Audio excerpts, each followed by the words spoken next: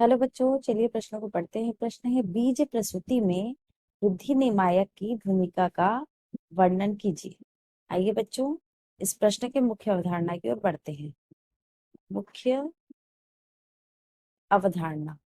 बच्चों, इस प्रश्न का जो मुख्य अवधारणा है वह है आपका बीज प्रसूति। बीज प्रसूति। बच्चों, बीज प्रसूति वह अवस्था है जिनमें कुछ आंतरिक कारणों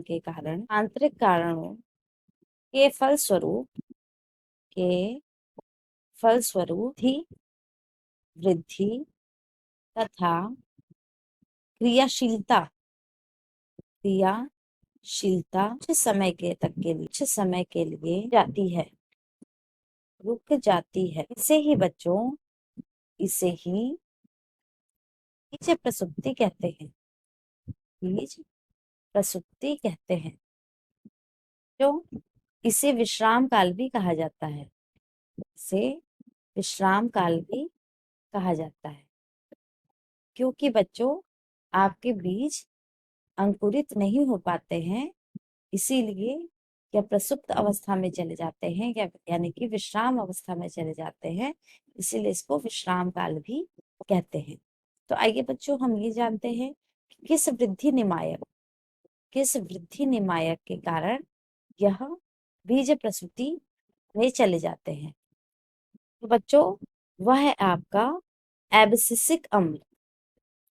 एब्सिसिक अम्ल, जिसे ABA भी कहते हैं। ABA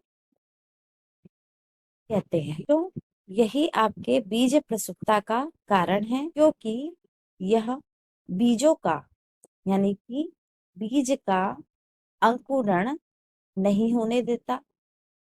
जब यह जब यह हटता है हटता है तब बीज अंकुरण कर पाते हैं।